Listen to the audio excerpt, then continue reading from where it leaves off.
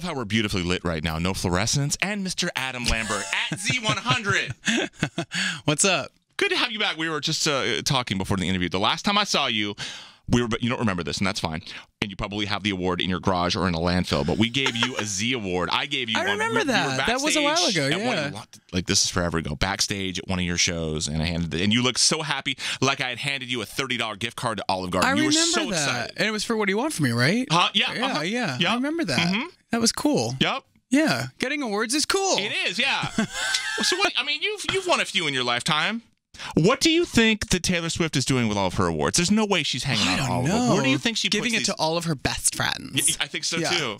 Did you ever want to be that person with a posse of best friends that you travel with, like the Haim sisters that you just like have? Do you have that? I have a lot of good friends, yeah. Like travel companions? These are the people who they roll with, like almost like an entourage. No, I tend to travel more lightly than that. Mm-hmm. You know, I have my team, that are great. But I do a lot of stuff like independently. I'm pretty. People kind of go like, "Where's your security?" I'm like, "I'm okay. I'm by myself. I'm fine." You don't have to admit this. Do you have what we call accessory friends? Friends that work better in certain situations than others? Like you have like maybe the vacation friends, but also the dining friends. No, I don't know if I look at it that way, but I think certain circles don't necessarily need to be mixing together. You know what I mean? Like certain circles of friends like work well together for social reasons, and then like.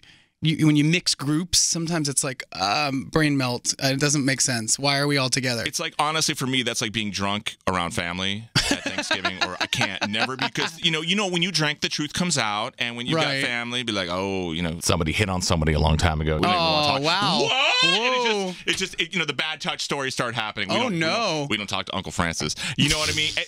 I'm just saying that can happen in a family. Not that that's happened in my family. Well, this is like an opening monologue on SNL. It's so tasteful. You forgot what these are like with me. It's been a minute since you've been here, man. Let's get into the music, because I heard Ghost Town. That was a one-listen love song for me. Oh, thank you. That literally, I played it yesterday, and I hadn't heard it before I played it. I even said when I talked it up on Z100, cool. I'm like, oh, well, we're both hearing this for the first time. For your first reaction, what did you say? I want to. You got to play it back. No, I just said, and then I listened to it, and I'm like, damn. I mean, it's so chilling, and I want to believe that you partially wrote it, even if you didn't. I did. Oh, good. Okay, good. Because it's so telling of relationships, and just almost like, and I do nothing but speak in metaphors. Remember, like when you were in second grade and you'd be doing math homework, and you only got so many times to erase on the paper before your eraser would go through the paper. That's your heart. And wow, that's that's deep. That's poetic. I'm going to put that on a song on the next album. Let me be your lyricist. Give me 8%.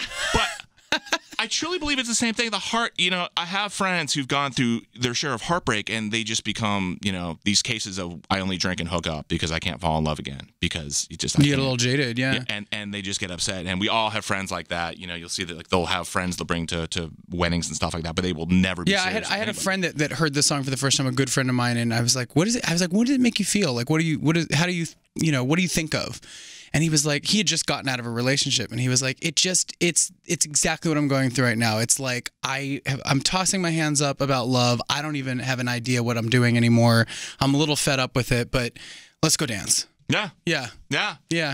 Honestly, dance it out. Yeah, shake it out. Yeah, I mean, I think the cool thing about it too is it's definitely about relationship, but there's some lyrics in there too that I'm really proud of, because I feel like they talk about like disillusionment and just kind of being let down by a lot of different things. Which ones in particular? It talks about like, I tried to believe in God and James Dean, but Hollywood sold out. I mean, I've been in LA for about 14 years, and it's interesting because it's like, I don't know. I think sometimes in certain situations, or you go through certain experiences, and it like tests your faith and your belief system, and it tests like the dreams that you might have had. People move to these big cities with these big dreams, and it's hard to kind of keep believing in them sometimes. Because you've seen the LA experience for so long, and you are a huge success. Do you overtip at restaurants because you know that person is struggling and they want to be in the industry? So will you overtip? I think I'm pretty generous. Yeah. Is it because you feel bad for them, or because they know who you are and you know you have to, otherwise it winds up on a blog? Sometimes I'm not as aware of that stuff as I probably should be. No, I tend to. I'm pretty generous, and I also like to take people out like groups of people out for dinners and stuff because it just makes me happy. No, that's one of the best things ever. I love doing that too. Yeah. I love it. I love like not being able to pay rent because my friends and I all went to the Palm and got the seafood tower and drink. You never drank at the Palm. What's in the seafood tower? Oh man, what isn't on the seafood that tower? Sounds Half exciting. of the Atlantic Ocean. Barnacles and what have you. You get it all. There's like a shipwreck. There's a Russian submarine. Bermuda Triangle at the bottom. Oh, you have no idea. I mean, you'll find amazing things in the seafood tower. It's a luxury. But yeah, it's fun to take friends out. And my friends and I will find any reason to celebrate. It's like, oh, you're not pregnant. Seafood Yay! tower. There's any reason Shots. Oh, exactly. But it is. That's one of the best things ever. And people don't realize it. Like hanging out with friends and having a good time is such a rewarding thing. Yeah. And a lot of people are so focused on like their next tweet or Instagramming a cat sleeping that like, spend real life time with your friends. We are way off track. I don't know what we're talking about. I know, but this is good life stuff. It's the best thing ever. It's good life stuff. I mean, I'm gonna bring it back to the album, but only because there's a natural segue here. Mm-hmm. That's one of the things, in talking about Ghost Town, talking about friends and the little things and keeping it kind of real. The song, The Original High, and the album itself is definitely about let me take it back. When I was writing and working on The Original High, the first song, before I started the rest of the album, I had some time off and I was hanging out with friends and doing that, going out to dinners, going to parties, going to clubs, having dinner parties at my place. And, I'm a talker, as I'm sure you can relate to. Yes, I can relate. And we have these big discussions, my friends and I, and I have a pretty diverse group of friends, different ages, backgrounds, orientations, race. And I wanted to kind of get an idea of I said to a dinner one night, I said, what is everybody looking for? And no one really knew. Everybody's like, I don't know. And that was the thing that I found really interesting. Because no one asked that question. No one asked that question, but I think it's really hard to put a finger on it because people, we tend to kind of run in circles a little bit. Sometimes you're like, well, I don't know, that felt really good when I did this 4 years ago, or when I first got this gig, or when I first dated this person, and I want to just have that again. Yeah. But I don't know if that actually is possible. No. Once you've achieved it, no. And you don't realize when you're, in the ride that the ride is the best part. Yeah. No one ever knows that. No.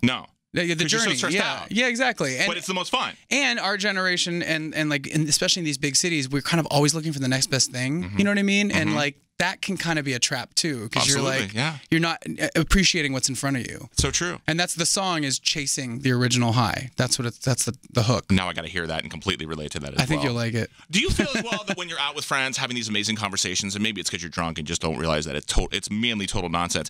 Do you realize that someone should have a camera and should be following you because this is just wasted on your table? That you need a Jon Favreau old school dinner show where you and your friends. Do you ever think that could be something that maybe could wind up online? Maybe, although I would end up saying things that I would probably regret. You would be taken down. Yeah, I am pretty open. I have no filter, and in the last couple of years, there have been plenty of times where I've been like, "Oh, head slap! Why did I say that? Head slap. I didn't even realize that's how it sounded." And then, of course, the media can take things and they turn it into the game of telephone, and all of a sudden, I'm like a purple elephant, and I.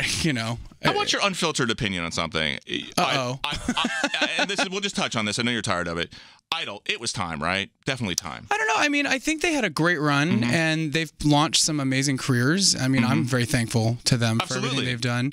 And, sometimes the zeitgeist just shifts, and society, wants something new, or has, something's run their course. I mean, the best sitcoms close. Like when Seinfeld went off the air, when Cheers went off the air, when, Will and Grace, when all these amazing, touchstones of television, they have their time, and then they don't. Yeah, because if they go on too long, they're just bad, and it leaves a bad memory behind. It almost, and I'm not going to say bad memory in Idol situation, but it almost seems, at least to me, a little witness protection programming that if you do win, you're just taken into a cave where they keep the nuclear waste and we never see you again. And it's sad. I don't want to ever say that someone's life, someone's career is disposable, but it almost feels with certain singing shows, like there was one last night with a winner, that we just don't hear from these people. And it's a shame. It's a shame. Is. I feel for the people that go onto these shows and put their all into it, and that happens. And music industry is tough, man. It's easy to get lost in the shuffle. So you got to work hard. Timing's really important. Strategy is really important. Having the right people around you is probably the most important. Management and publicists and all this stuff. It is a business. Yeah. And it's not an easy one. I've seen it. Yeah. You've seen it. You've got friends. You know people. It's so true. One last thing, I know we got to let you go. Is this a real quote? You said that you're going to tour as a solo artist, quote, if people like this record. Is that true? Well, I mean, people have to know the songs so that you can go and sell tickets to a tour. Yeah. I mean, that's kind of how it works, You ever find yourself distracted on stage? Yeah, all the time. By what? People. I look at everybody when I'm performing. I make eye contact. I start thinking like, oh, what's she wearing? And I'll still be like, oh, he's cute. Or I'll be like, wow, why is that person standing up and dancing like that? And what's on her head? Will you sometimes be like, completely zombified by when you look down, you'll see somebody making eye contact and mouthing every word to a song that you maybe just recorded a month ago? That's that's pretty much every Lambert. I think you just summed them up. But yeah, no, I love that. That's when that's one of the things that when you're on stage, it kind of pumps you up and gives you energy. And that's my favorite thing about live performing is all the energy you get from the audience. Is the 180 of that like being on TV where you get done and the guy, okay, I need your mic pack. I think you get down and you're off that high and someone's just trying to grab your mic. I mean, it's kind of the difference between being in the studio versus being on stage. There's it's a different vibe. It's a different discipline, How do you get that moment, though, when you've done something good in the studio? Do you have to take the song out in your car, listen to it, and kind of analyze it? How do you... You play it back, or you were working with somebody you really trust. I mean, on this album, I worked with a group of people who are really good at what they do. I worked with Max Martin and Shellback. Oh, yeah, that'll work. And their team, Max Martin, yeah. Yeah, you may have heard of him. Yeah, I think we know him, yeah. So that kind of took a lot of the pressure off, and I trusted them so much because their track record's so good, and I'm such a fan of their work. So when I would do something in the studio and he would give me an adjustment and ask me to do it this way or that way, he's the guy. How do you hold back the temptation to walk in there with IKEA furniture and have him help you put it together with an Allen wrench? Just because that's his country. He would be the one guy I know who could put it together 4 times as fast. Wait, ain't IKEA Danish? I thought it was Swedish. Is it? Whatever, same place. Oh, I know it's Swedish. I think it's Swedish. Yeah, you were right. Good joke. It was lost on me. I don't know. It's all good. Man, thanks so much for rolling by here. It's been too long. Please come back sooner. Yeah, my pleasure. Adam Lambert at Z100.